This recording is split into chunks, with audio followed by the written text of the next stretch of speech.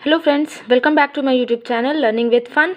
I am Vibha and इससे पहले की वीडियोस में हमने ऑलरेडी डिस्कस कर चुके हैं anatomy of the heart and circulation of the blood in the heart and coronary circulation also.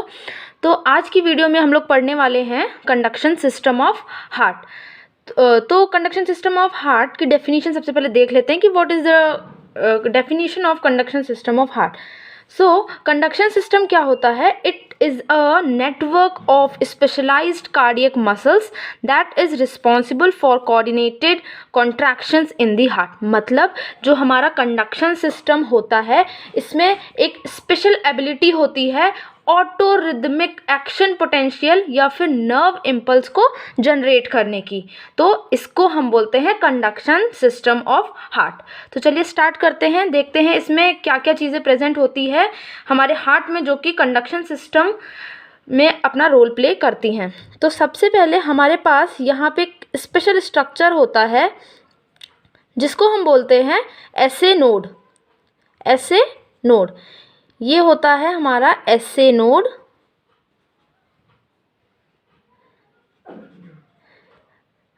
इसका फुल फॉर्म होता है साइनोएट्रियल नोड। साइनोएट्रियल नोड ये सबसे फर्स्ट हमारा स्ट्रक्चर है जो कि इम्पल्स को जनरेट करने का काम करता है। इसको हम लोग natural pace maker of heart के नाम से भी जानते हैं या फिर pace maker of the heart. It is also known as pace maker of heart, जो कि हमारा कितना इम्पल्स जनरेट करता है 60 to 100 बीट्स पर मिनट।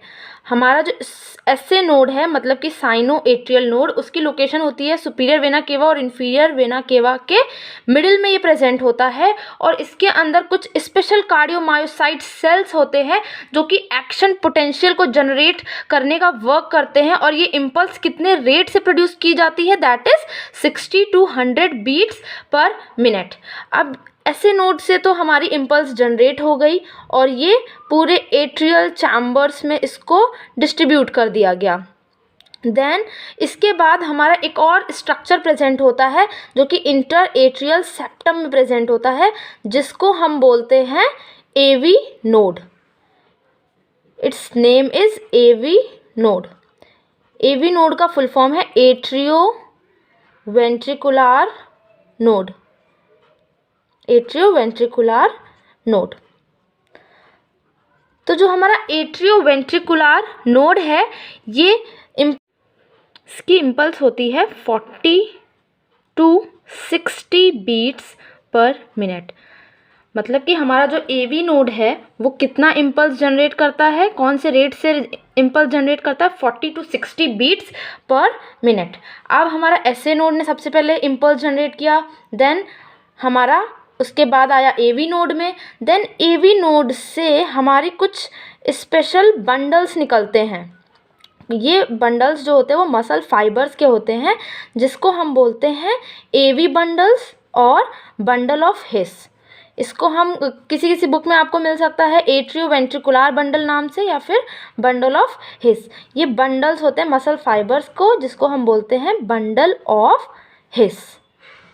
तो जो हमारा बंडल ऑफ हिस होता है ये भी same amount that is 40 to 60 beat per minute impulse generate करता है एंड ये ट्रांसफ़र करेगा दोनों ब्रांचेस में, मतलब कि left side and right side. This is called as left bundle branch. क्योंकि ये लेफ्ट वेंट्रिकल में जा रही है तो we will call it as left bundle branch and this is called as right bundle branch।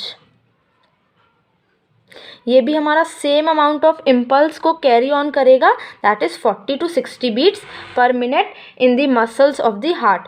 फिर यहाँ से हमारे कुछ स्पेशल फाइबर्स अराइज होते हैं। ये फाइबर्स हैं जो कि वेंट्रिकल्स में अराइज हो रहे हैं।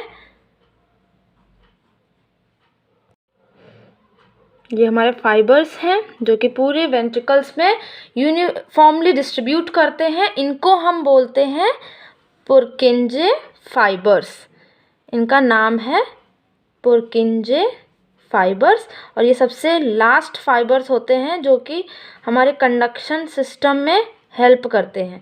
तो इनके द्वारा कितनी बीट जनरेट की जाती है, मतलब कितना इम्पल्स जनरेट किया जाता है, that is 20 to 40 beats per minute, 20 to 40 beats per minute.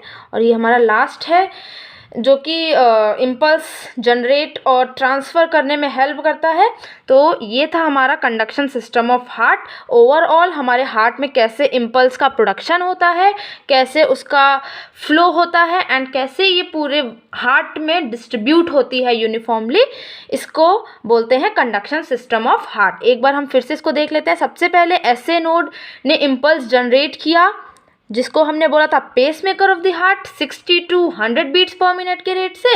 Then है हमारा AV node, that is called as atrioventricular node, जिसने इम्पल्स जनरेट किया 40 to 60 beats per minute. Then इसको कैरी फॉरवर्ड किया बंडल ऑफ हिस ने, जो कि bundles थे, स्पेशल मसल बंडल्स थे, जिनको हमने बोला 40, जिन्होंने इम्पल्स जनरेट की 40 to 60 beats per minute. Then ये बाइफर्केट हो गई दो पार्ट में, एक ब्रांच गई थी लेफ्ट साइड में, एक ब्रांच गई थी राइट साइड में, दैट इज वेंट्रिकल्स में। तो लेफ्ट साइड जाने वाली ब्रांच को हमने बोला left bundle branch, and right side जाने वाली ब्रांच को हमने बोला right bundle branch. Then in branches में से कुछ स्पेशल फाइबर्स अराइज होते हैं, जिनको हम बोलते हैं पुरकिंजे फाइबर्स। और जो पुरकिंजे फाइबर्स हैं वो कितना इम्पल्स जनरेट करते हैं, 20 to 40 बीट्स पर मिनट। सो इसको एक बार हम लोग फ्लो डायग्राम में देख लेते हैं कि इसका कैसे हमने रेगुलेशन पढ़ा कंडक्शन सिस्टम का। तो सबसे पहले हमने पढ़ा कि हमारा जो पेस मेकर था, स्टार्टिंग कहाँ से हुई, एसए नोड से। देन एसए नोड से कहाँ पे फॉरवर्ड हुआ, एवी नोड में, एसए नोड से AV node. Then AV node से गया बंडल ऑफ हिस में, बंडल ऑफ हिस में। देन बंडल ऑफ हिस से गया left bundle branch and right bundle branch. Then branches से निकले थे कुछ फाइबर्स, जिनको हमने बोला Purkinje fibres. So like this हमारा हार्ट में पूरा जो इम्पल्स है वो यूनिफॉर्मली डिस्ट्रीब्यूट होता है। एसए नोड का हमने पढ़ा था कितना, 60 to 100 beats per minute. AV node का पढ़ा था 40 to 60 beats per minute. Then bundle of His का भी same 40 to 60 beats per minute. Then ये बंडल ऑफ हिस राइट और लेफ्ट में डिवाइड हो गई थी, ये भी सेम इम्पल्स को कैरी फॉरवर्ड करेगी। और देन लास्ट में हमने पढ़ा था पुरकिंजे फाइबर्स, जो कितना इम्पल्स जनरेट करे थे, 20 to 40 beats per minute. So this was all about the conduction system of heart. आज का हमारा नेक्स्ट टॉपिक है कार्डियक साइकिल। सो स्टार्ट करते हैं इसकी डेफिनेशन से। अच्छा, तो कार्डियक साइकिल होती क्या है? Cardiac cycle is defined as the sequence of alternating contraction and relaxation of atria as well as ventricle in order to pump the blood throughout the body.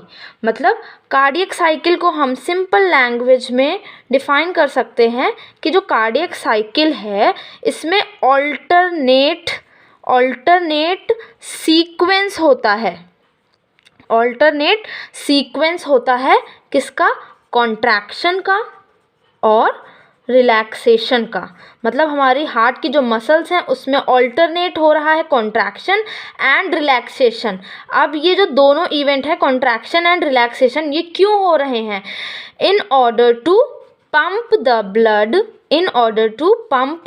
Blood throughout the body.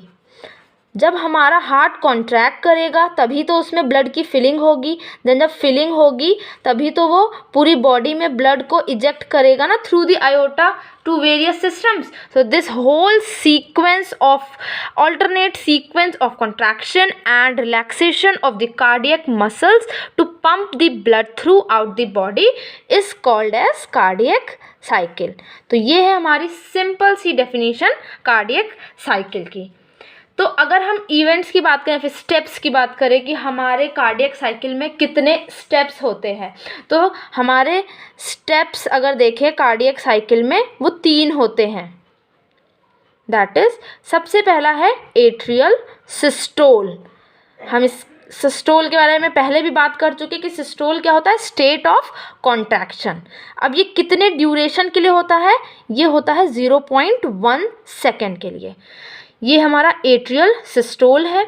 Then होता है ventricular systole, ventricular systole. अब ये कितने duration के लिए होता है? 0.3 seconds के लिए होता है। टाइम ड्यूरेशन बहुत इंपॉर्टेंट है इसमें कि कौन सा स्टेप जो है वो हमारा कितने सेकंड के लिए रह रहा है, तो ये बहुत इंपॉर्टेंट है। एट्रियल सिस्टोल होता है 0.1 सेकंड के लिए एंड वेंट्रिकुलर सिस्टोल होता है 0.3 सेकंड्स के लिए। अब दोनों ही atria and ventricle contraction phase में तो जा चुके हैं। अब हमारी हार्ट की जो मसल्स हैं वो कंप्लीट रिलैक्सेशन स्टेट में चली जाएंगी, जिसको हम बोलते हैं जॉइंट डायस्टोल।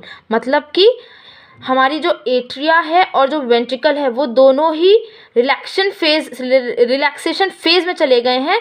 कितने टाइम ड्यूरेशन के लिए? 0.4 सेकेंड के लिए। जॉइंट डायस्टोल को हम लोग दूसरे नाम से भी कह सकते हैं total cardiac relaxation. Total cardiac relaxation मतलब जितनी हमारी टोटल कार्डियक मसल्स हैं वो सभी रिलैक्सेशन फेज में चली जाती हैं, तो उसको हम बोलते हैं जॉइंट डायस्टोल। अगर हम इसको डायग्राम से समझें इस टाइम ड्यूरेशन को, तो हम इसको ऐसे ड्रॉ कर सकते हैं कि कौन सा फेज कितने टाइम ड्यूरेशन के लिए रह रहा है। तो सबसे पहले हमने पढ़ा एट्रियल सिस्टोल। एट्रियल सिस्टोल ये कितने समय के लिए था? 0.1 सेकेंड के लिए था। देन हमने पढ़ा वेंट्रिकुलर सिस्टोल। वेंट्रिकुलर सिस्टोल मतलब कि वेंट्रिकल्स हमारे सिस्टोल कॉन्ट्रैक्शन के फेज में जा चुके हैं, तो ये कितने ड्यूरेशन के लिए हमने पढ़ा? 0.3 सेकेंड्स के लिए गया था। देन हमने पढ़ा जॉइंट डायस्टोल। जॉइंट डायस्टोल मतलब कंप्लीट कार्डियक रिलैक्सेशन, जो कि कितने समय के लिए रह रहा है? 0.4 सेकेंड्स के लिए। तो ये था आपका डायग्रामेटिक रिप्रेजेंटेशन कार्डियक साइकिल का। अब हम इसको डायग्राम के थ्रू समझते हैं कि कैसे एट्रियल सिस्टोल होता है तो कार्डियक मसल्स कॉन्ट्रैक्ट करेंगे, तो क्या सीरीज ऑफ इवेंट्स चलेगा। सबसे पहले स्ट्रक्चर ड्रॉ कर लेते हैं हम हार्ट का। ये हमारा हार्ट का है। अनाटमी हम पहले ही डिस्कस कर चुके हैं हार्ट की। तो ये upper chambers are atrium and lower chambers are the ventricles. Then हमने वैल्व्स भी पढ़ी थी कि राइट एट्रियम और राइट वेंट्रिकल के बीच में कौन सी वैल्व थी? ट्राइकस्पिड वैल्व थी। And left atrium and left ventricle के बीच में कौन सी वैल्व थी? हमारी bicuspid valve. Another name was mitral valve. तो सबसे पहले हमने पढ़ा था कि एट्रियल सिस्टोल हो रहा था, मतलब कि एट्रियल सिस्टोल कहाँ होगा? हमारे एट्रियम में होगा। दैट मीन्स जो हमारे एट्रिया हैं ये कॉन्ट्रैक्शन की फेज में जा रहे हैं। कॉन्ट्रैक्शन की फेज में जा रहे हैं कितने समय के लिए? 0.1 सेकेंड के लिए। 0.1 सेकेंड के लिए। अब हमने स्ट्रक्चर पढ़ा था कि यहाँ से क्या था? Superior vena cava and inferior vena cava. तो जब हमारे एट्रिया सिस्टोल की फेज में जाएंगे, दैट मीन्स कॉन्ट्रैक्शन की फेज में जाएंगे, तो यहाँ पर क्या चीज़ होगा? एट्रियल फिलिंग हो जाएगी। एट्रियल फिलिंग मतलब कि जो एट्रिया है वो हमारे ब्लड रिसीव कर लेंगे from the superior vena cava and inferior vena cava. तो हमारी एट्रियल सिस्टोल के दौरान क्या होती है? एट्रियल फिलिंग हो जाती है। एट्रियम में हमारा ब्लड फिल हो जाएगा। देन हमारा एट्रियल सिस्टोल जैसे ही होगा तो हमारी जो वैल्व नेक्स्ट जो इवेंट होगा इसके बाद वेंट्रिकुलर सिस्टोल। जैसे इसका प्रेशर बढ़ेगा तो वेंट्रिकुलर सिस्टोल हो जाएगा, मतलब वेंट्रिकल्स कॉन्ट्रैक्शन की फेज में चले जाएंगे। ये कितने समय के लिए हो रहा था? 0.3 सेकेंड्स के लिए। 0.3 सेकेंड्स के लिए 0.3 सेकेंड्स के लिए हमारे वेंट्रिकल्स जो हैं वो कॉन्ट्रैक्शन की फेज में हो जाएंगे। जैसे ही वेंट्रिकल्स कॉन्ट्रैक्ट करेंगे हमारी जो एवी वैल्व थी, मतलब जो ट्राइकस्पिड वैल्व हैं, वो ओपन हो जाएंगी और एट्रियम से ब्लड शिफ्ट हो जाएगा कहाँ पे? वेंट्रिकल्स में। और इस फेज में क्या हो जाएगी? हमारी वेंट्रिकुलर फिलिंग। यहाँ पे हमारी वेंट्रिकुलर फिलिंग हो जाएगी। देन वेंट्रिकल्स में जैसे ही ब्लड फिल हो जाएगा, देन यहाँ से हमने पढ़ा था पल्मोनरी आर्टरी अराइज करी थी, देन वो ब्लड शिफ्ट हो जाएगा पल्मोनरी आर्टरी में। देन उसके बाद पूरा सीक्वेंस हम डिस्कस कर चुके हैं। देन जैसे ही ये वेंट्रिकल का ब्लड इजेक्ट हो जाएगा पल्मोनरी आर्टरी में, तो जो हमारी मसल्स हैं, कार्डियक मसल्स हैं, वो रिलैक्सेशन फेज में चली जाएंगी, जिसको हमने बोला था जॉइंट डायस्टोल। जॉइंट डायस्टोल या फिर total cardiac relaxation. Total cardiac relaxation जो कि कितने समय के लिए है, हमारा 0.4 सेकेंड्स के लिए रहेगा। तो हमने कवर कर लिया कि एट्रियल सिस्टोल की वजह से क्या होगा, वेंट्रिकुलर सिस्टोल की वजह से क्या होगा, देन हमारा जॉइंट डायस्टोल कब होगा। सो this was the diagrammatic representation of the cardiac cycle. तो ये हमारा टॉपिक कार्डियक साइकिल का कंप्लीट हो गया है, जिसमें हमने 3 फेजेस के बारे में पढ़ा। एट्रियल सिस्टोल जो कि 0.1 सेकेंड के लिए था, ventricular systole 0.3 seconds and joint diastole और total cardiac relaxation for 0.4 seconds. ये हो गई हमारी कार्डियक साइकिल। तो अब हम डिस्कस कर लेते हैं कुछ इम्पॉर्टेंट टर्मिनोलॉजीज़ के बारे में जो कि आपको देखने को मिलेंगी हार्ट या फिर कार्डियोवास्कुलर सिस्टम में। मोस्ट फ्रीक्वेंटली ये टर्मिनोलॉजीज़ यूज़ की जाती हैं, तो इसके बारे में हम डिस्कस कर लेते हैं। तो सबसे पहला जो आपको देखने को मिलेगा वो होता है stroke volume. Stroke volume, stroke volume सबसे पहला है। अब स्ट्रोक वॉल्यूम क्या होता है? Stroke volume is the amount of the blood, it is the amount of the blood which is ejected from the left ventricle. Amount of blood ejected from left ventricle during each heartbeat. मतलब एक बार जब हमारा heart beat कर रहा है तो कितना amount of blood eject हो रहा है लेफ्ट वेंट्रिकल से, it is called as stroke volume. तो इसका अमाउंट कितना होता है, मतलब कि हमारा स्ट्रोक वॉल्यूम का अमाउंट कितना होता है, इट इज़ अप्रॉक्स 70 ml। ये बहुत इंपॉर्टेंट है, स्ट्रोक वॉल्यूम क्या होता है और इसका अमाउंट कितना होता है। तो स्ट्रोक वॉल्यूम इज 70 ml।